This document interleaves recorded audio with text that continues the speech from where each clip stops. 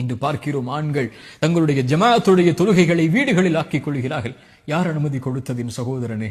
ஒரு ஆண் கடமையான தொழுகையை தொழுவதற்குரிய இடம் வீடல்ல, நீங்கள் இருக்கக்கூடிய இடம் அல்ல, மஸ்ஜித்.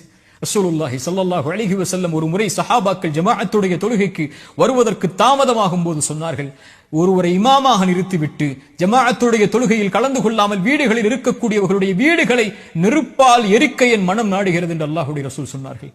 அல்லாஹ்வுடைய ரசூலுடைய கோபத்தை பாருங்கள்.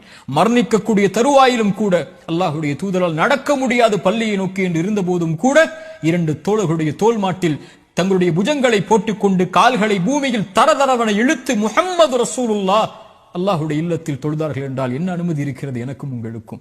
அல்லாஹ்வுடைய ரசூல் ஸல்லல்லாஹு அலைஹி வஸல்லம் இடத்திலே உம்மி மக்தூம் கண் தெரியாத நபித்தோழர் வருகிறார். யா ரசூலுல்லாஹ், இரவுடைய நேரத்தில் என்னால் வீதிகளில் நடந்து வந்து பள்ளியில் தனியாக தொழ முடியவில்லை, கண் தெரியாது, எப்படி வருவேன்?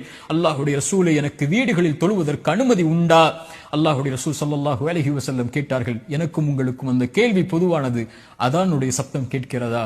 அவர் சொன்னார், ஆம் யா ரசூலல்லாஹ். அல்லாஹ்வுடைய ரசூல் சொன்னார்கள், அந்த கண் தெரியாத நபித்தோழருக்கு எந்த அனுமதியையும் அல்லாஹ்வுடைய மார்க்கத்தில் நான் பார்க்கவில்லை தோழரே, வந்துவிடு பள்ளிக்கு, மஸ்ஜிதில் தொழு.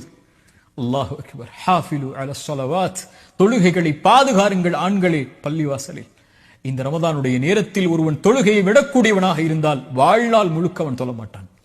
ரமதானிலே தொழாதவன் மற்ற மாதங்களில் தொழுவானா? ஆனால் தொழுகையை மறந்து குஃப்ரில் சென்றிருந்தால் விரைந்து வாருங்கள் அல்லாஹ்வை நோக்கி, தொழுகையை ஆரம்பியுங்கள். அதுதான் உங்களுடைய வாழ்வுடைய மகிழ்ச்சியுடைய அடிப்படை. அதுதான் இந்த உலக வாழ்வின் மறுமுலக வாழ்வின் வெற்றியின் அடிப்படை.